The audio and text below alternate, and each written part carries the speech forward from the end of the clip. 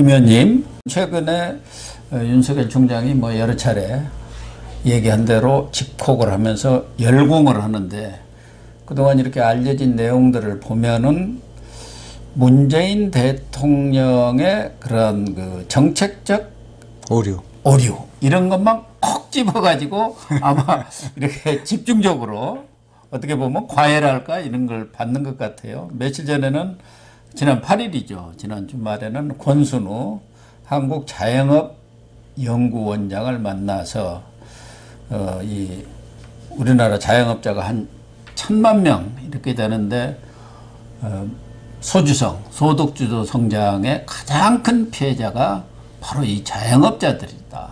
이 자영업자가 우리나라로 보면은 중산층을 이루는 핵심 계층인데, 이 중산층이 지금 무너진 이유가 바로 이 자영업자들이 폭망을 하고 있다.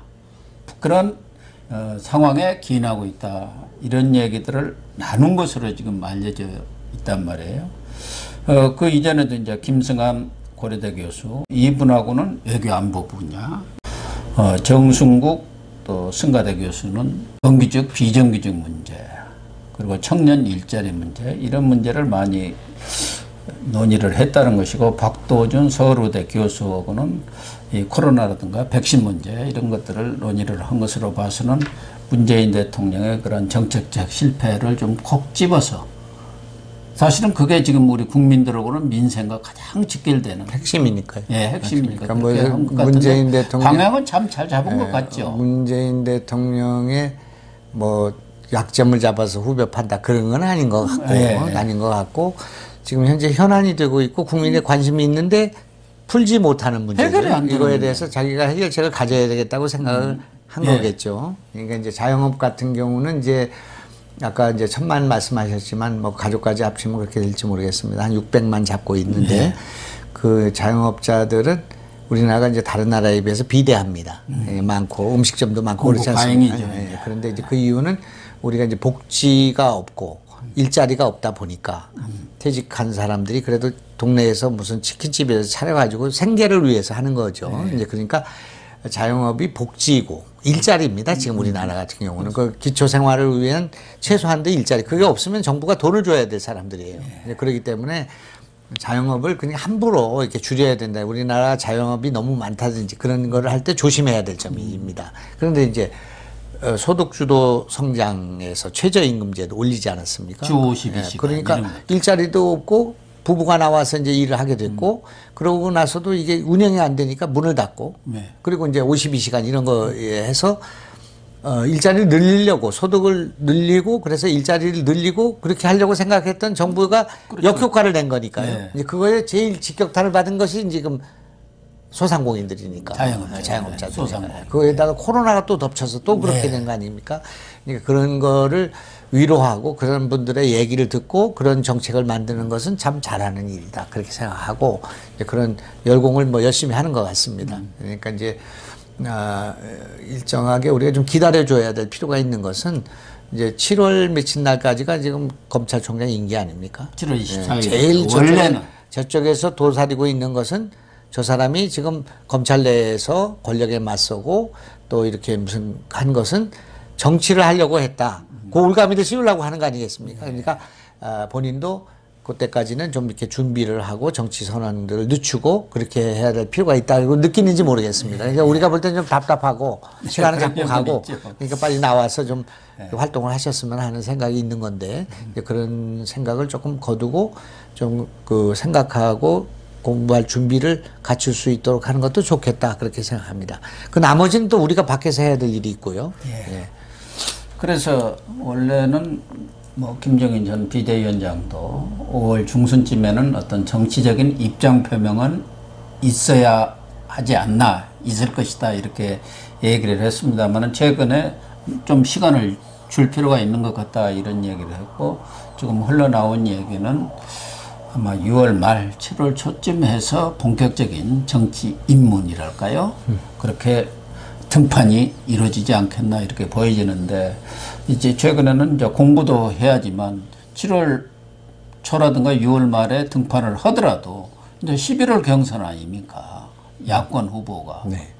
그러면 시간이 4, 5개월 뿐이, 뭐 3, 4개월? 이렇게 뿐이 없지 않습니까?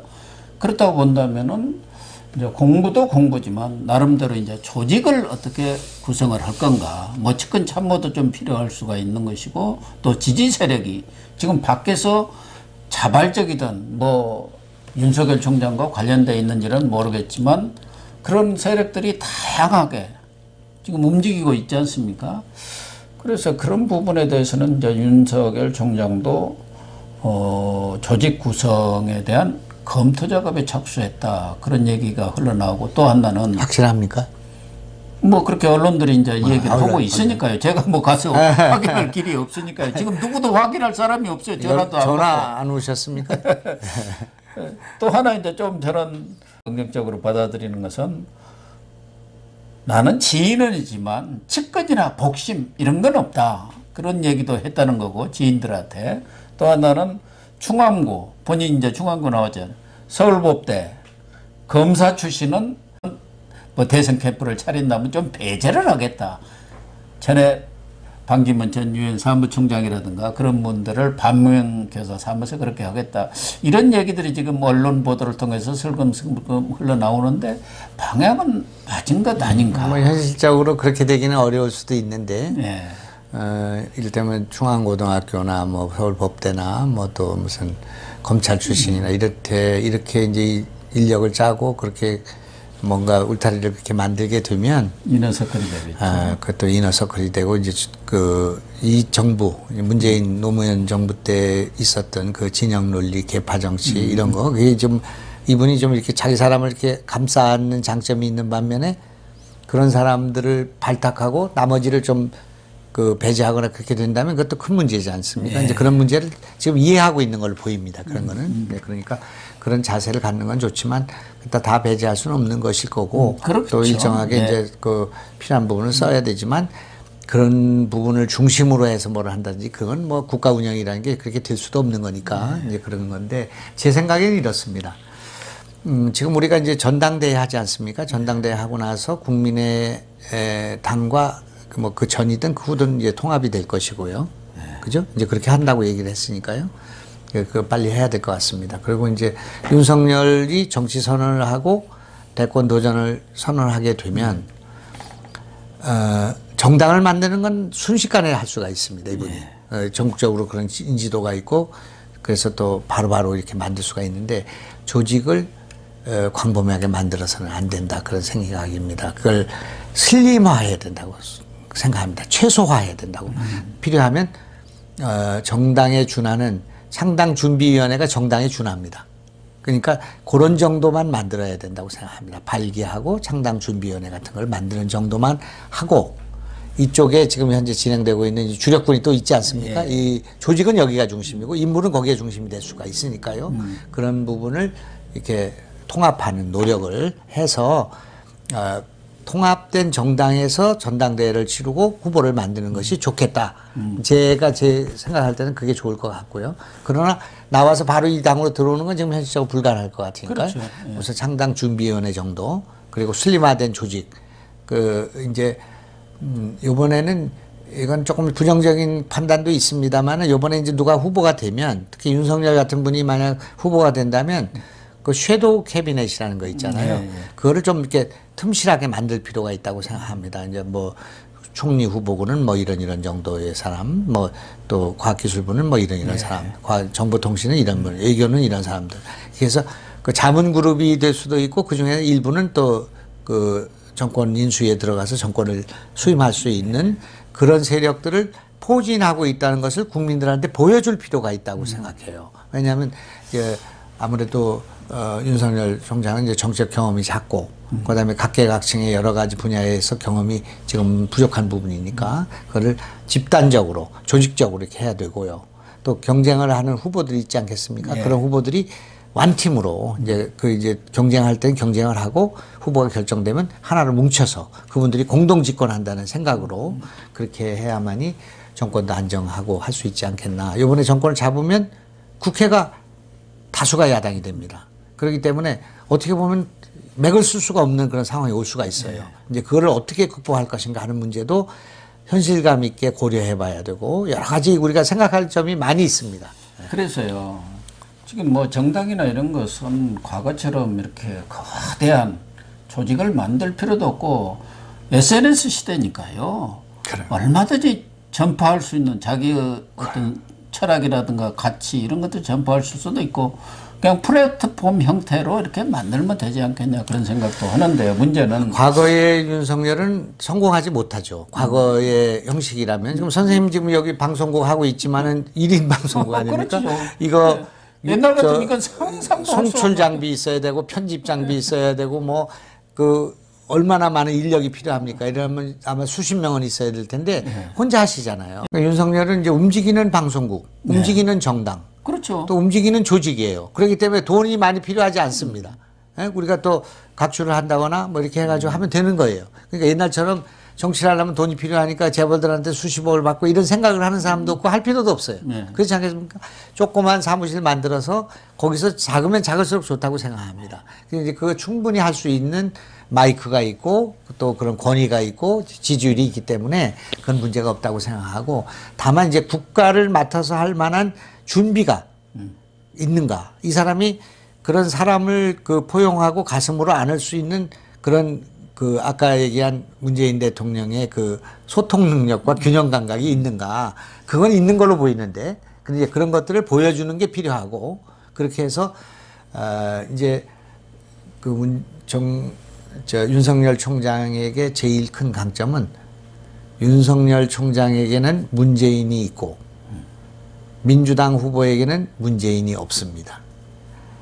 문재인 대통령이 윤석열 총장한테는 플러스가 되고 그렇죠. 저쪽에는 마이너스가 됩니다. 그러니까 지금 제일 큰 선거 대책본부장이 문재인입니다. 그렇습니다. 아주 문재인 대통령은 박근혜 대통령 때문에 됐다고 그러잖아요. 예. 그러니까 우리는 문재인 대통령을 갖고 있다는 게 굉장히 큰 강점이죠. 이제 그런 거를 우리가 좀 생각하고 넉넉하게 생각하시면 되고 또 윤석열 총장도 너무 불안하게 생각할 필요가 없다. 그 다음에 저분들이 너무나 상식 이하의 일을 했기 때문에 너무나 업적이 없는 또 능력이 없는 소신이 없는 정치를 해왔기 때문에 이제 평범 이상만 하면 되는 겁니다. 그래서 너무 불안해할 필요는 없고 상식을 가지고 정치를 하면 된다. 그렇게 생각합니다. 결국은 정치든 뭐든 사람이 하는 것이고 누구하고 정치를 하느냐 이게 이제 제일 중요하지 않겠습니까? 그렇습니다. 윤석열에 대해서는 이제 우리 국민들이 다 알아요. 다 알아요. 아, 저 사람이 어떤 성격이고 어떤 정도의 패장이 그런데 그 사람 혼자 나라를 끌어가는 것은 아니고 그 주변에 싸고 있는 사람들이 어떤 사람이냐 이거 아니겠습니까? 그래서 한 무더기는 아까 말씀하신 대로 교수라든가 학자라든가 전문가 중심의 싱크탱크 그런 분야가 있어야 하고 그러면. 그래서 지금 이재명 경기지사는 성공포럼이라고 싱크탱크를 만들었지 않습니까? 국회의원들도 있고 또 지지 세력으로 민주평화광장이라는 것을 뭐 12일인가 이렇게 발족을 합니다. 또 하나는 선거를 치른다 한다면은 정치 현장을 잘 알고 이런 정치를 크게 기획해보고 선거도 치러본 그게 필요하잖아요. 학자, 교수, 전문가들은 그건 못하지 않습니까? 김영환 의원님처럼 과거 김대중 대통령 그 선거도 기획을 하고 상황실장까지 맡아서 그런 걸 다 해본 정세분석 실장입니다. 제가. 정세분석 그걸 아니면 할 수 없거든요. 안 해본 사람은.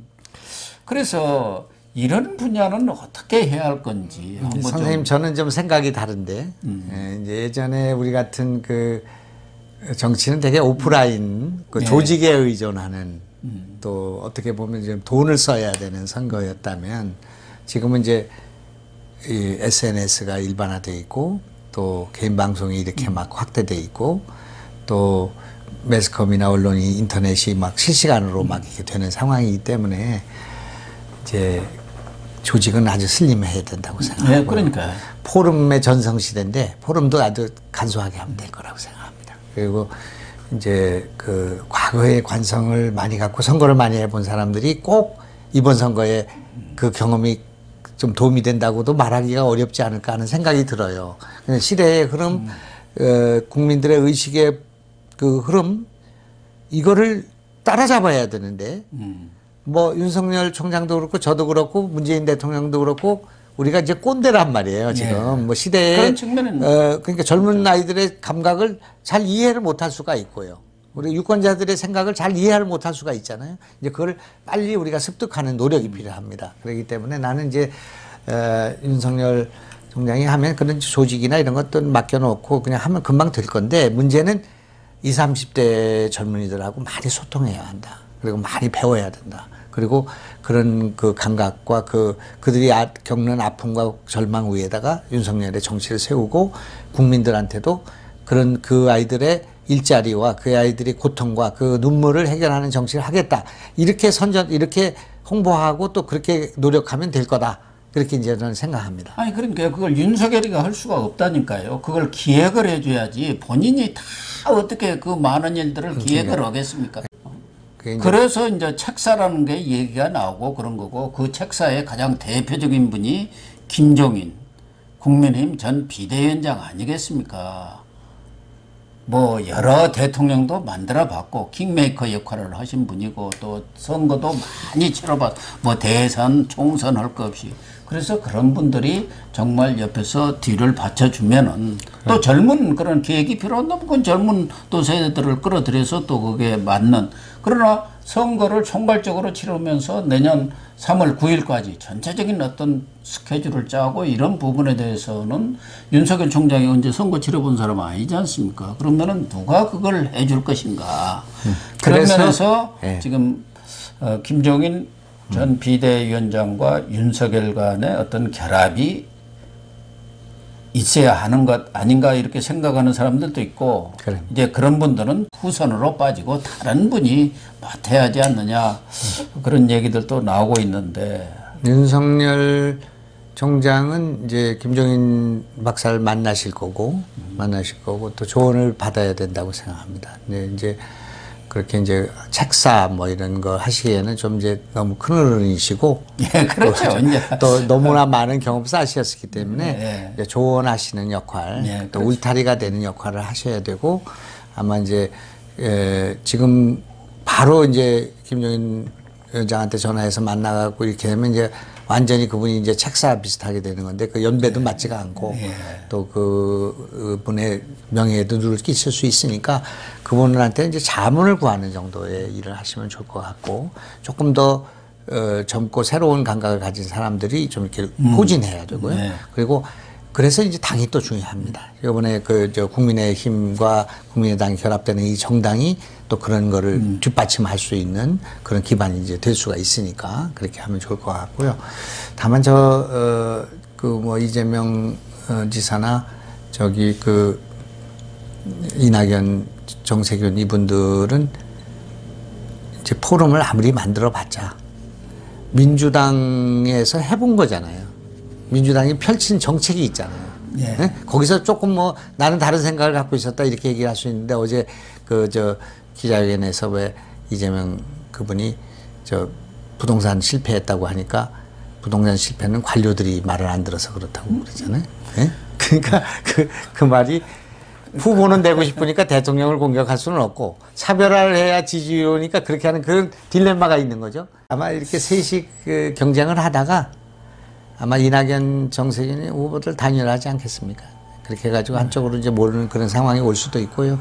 또 이제 그쪽에서는 어떻게든 또 친문 후보를 하나 또 세우려고 하는 노력이 있을 거니까 그것이 이제 경쟁을 해가면서 이제 여러 가지 다이나믹한 일들이 벌어질 것 같습니다. 그러니까 그 민주당은 이제 그렇게 갈 것이고 우리는 이제 윤석열과 다른 후보들이 경쟁 각축하면서 이제 지금 현재 지지율이 유지된다면 윤석열로 후보를 하고 나머지가 버티는 그 페이스메이커나 러닝메이트가 돼주는 그런 구조가 되고 이렇게 될 때 이제 제가 볼 때는 안철수 중요한 역할을 할 수 있다 그렇게 생각하죠. 그런데 지금 김종인 비대위원장이 차지하고 있는 어떤 정치적 위상이라든가 파워 이런 것을 무시할 수는 없는데 김종인 전 비대위원장은 국민의힘에 대해서 아사리판이다. 나는 거기에 절대 안 가겠다. 이렇게 하면서 좀 국민의힘을 좀 어떻게 보면 폄하한다 할까 디스를 하고 있는 그런 상황인데 왜 그러겠느냐. 김 비대위원장은 윤석열 총장에 대해서도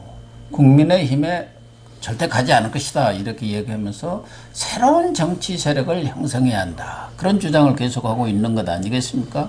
그러면서 윤석열 총장한테 여러 차례 러브콜을 보냈는데 뭐 회동이 성사가 되려다가 뭐 결렬됐다든가 이런 얘기도 또 나오는 거 보면 두 사람 간에 상당한 좀 인식차가 있는 거 아닌가 그런 생각도 되는데 지금 어떻게 김정인 보세요? 위원장이 하시는 말씀은 경청할 이유가 있다고 생각합니다. 그렇게 이제 그것도 좋은 점이 있죠. 바깥에 이제 제1지대를 만들고 국민의힘이 거기 이제 흡수되는 그런 형태가 된다면 그것도 하나의 방법이 될 수 있겠습니다. 근데 그렇게 되기에는 시간이 너무 짧고요. 그다음에 여기다 이제 조직을 새로 만들게 되면 다 지역구도 새로 하고 지역위원장도 새로 임명하고 이렇게 돼야 되지 않습니까?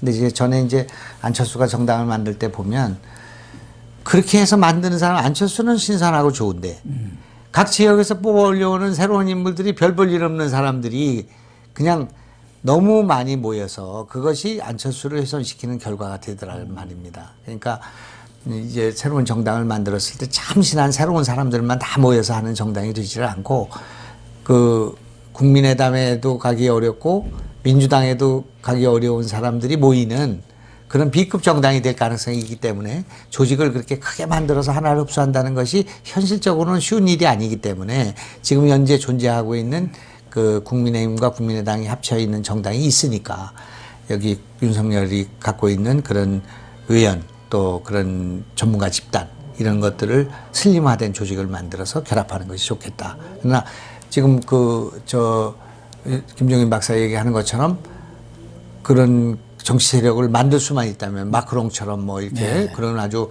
엄청난 그걸 만들 수만 있다면 그것도 생각해 볼 수 있는 거지만 지금 현재로서는 그렇게 쉽지는 않을 것이다. 그렇게 생각이 든다는 거죠. 김종인 전 비대위원장은 현재와 같은 양강 구도를 해체하고 새로운 이제 그것을 뛰어넘는 새로운 정치 모델, 정치 세력을 좀 형성해서 그래야 우리나라가 최선진국으로 진입할 수 있는 그런 토대가 되지 않겠느냐 그런 생각도 일부 하시는 것 같아요. 제 느낌으로는. 그때 이한동 상가에서 이한동 전 총리 기자들이 윤석열 전 총장과의 뭐 회동 이런 문제를 물으니까 이제 그 사람 얘기 나한테 묻지 말라. 내가 뭐 그 사람 이야기나 뭐 경과를 기다리는 사람이냐.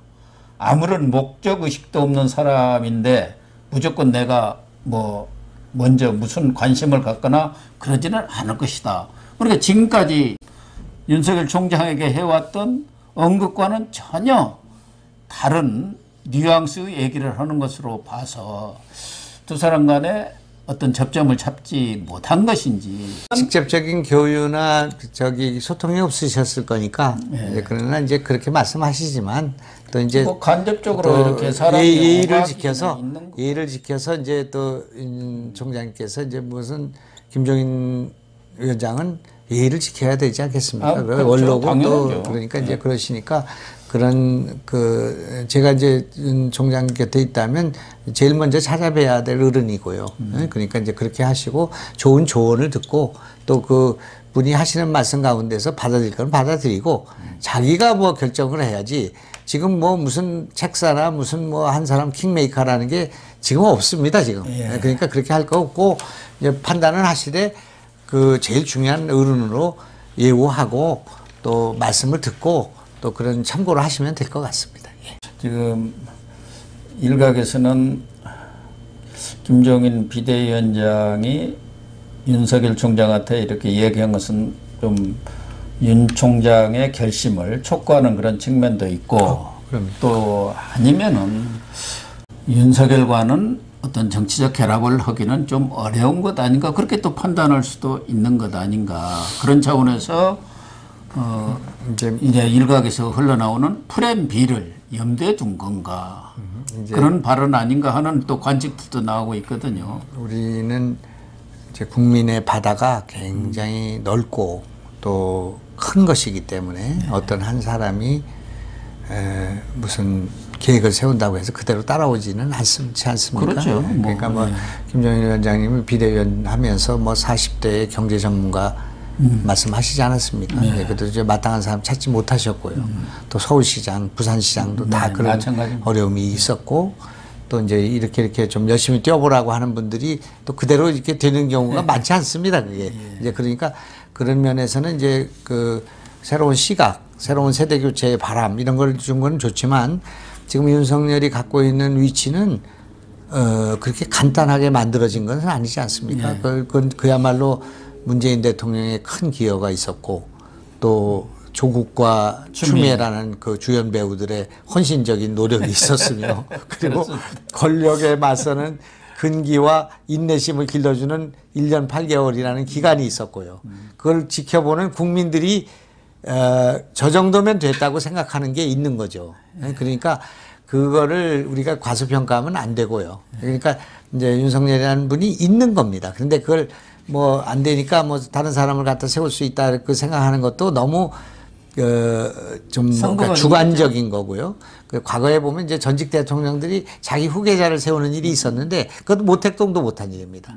모택동도 4인방 그거 끝나고 난 뒤에 화국봉을 세웠잖아요. 근데 그게 실각됐지 않았습니까? 그리고 그런 독재자의 나라에도 안 되는데 여기에 전직 대통령들이 자기 마음에 드는 대통령을 세운 사람이 누가 있습니까? 아마 전두환 때 노태우 세운 거 정도가 있을지 모르겠습니다만은 노태우 세웠지만 그렇습니다. 바로 백담사 보내버렸지 않습니까? 그러니까 이게 그렇게 권력이라는 게 그렇게 누구가 낙점해서 또 플랜을 세워갖고 되는 게 아니고 민심의 큰 바다가 움직여야 되는데 지금 우리가 한번 생각해 보십시오. 선생님 지금 한 1년 전만 해도 민주당 20년 집권론 50년 집권론을 떠들고 다녔습니다. 그런데 그거에 대해서 누가 반격할 사람이 없어요. 후보가 없으니까. 그 민주당 대세론이 무너진 것은 순전히 윤석열 때문에 온 일입니다. 그리고 이 검찰인이 이런 것들을 어제 보니까 이제 홍준표 의원이 무슨 그 국가 경영에 있어서 무슨 검찰이 차지하는 비중은 0.1%밖에 안 된다. 그러니까 뭐 그 저 윤석열을 지금 이렇게 뭐 폄하한다고 할까 그렇게 이제 하셨던데 그런 게 아닙니다. 지금 이게 지금 자기의 생명을 걸고 정치적인 그걸 걸고 싸운 거예요. 권력과 싸운 거예요. 그래서 맷집을 길렀고 싸워서 이긴 거예요. 그리고 전에도 좀 말씀드린 적이 있습니다만 김대중 대통령이라는 사람이 50년 만에 정권 교체했지만 자기가 당대표를 하거나 한 것이 평민당 만들어서 자기가 자기 당대표 한 것밖에 없었지 않습니까? 그런데 30% 이상의 국민적 지지를 받은 적이 없어요. 이재명, 이낙연, 정세균이 어떤 조사에서도 30% 이상의 지지를 받은 적이 없습니다. 확장성이 없는 후보에 지금 현재 대통령 후보에 나와 있는 사람 가운데는 30%의 턱걸이를 넘는 사람이 지금 윤석열 하나밖에 없습니다. 그렇게 중도에 대한 확장성이 있고 상식에 대한 합장성이 있는 사람이 지금 없기 때문에 우리가 경력이 부족하고 능력이 경력이 좀 부족하더라도 윤석열을 가지고 정권 교체를 해야 되는 거 아닌가 하는 생각을 갖는 거죠. 저보다 국회의원 4번 적게 했지 않습니까? 장관도 안 해본 사람이잖아요. 그렇게 생각하면 안 된다 그런 얘기죠. 지금 현재는 윤석열을 가지고 밀고 가야 되는 지금 상황이 와 있고 나머지 우리 후보들은 이번에는 정권 교체를 위해서 본인들이 페이스메이커가 된다는 생각으로 뛰어주는 것이 좋겠다. 뛰다 보면 자기들이 또 주자가 될 수도 있는 거니까 그렇게 하면은 틀림없이 이번에 정권 교체 실패하면 안 되니까 저는 그런 생각을 갖고 있습니다.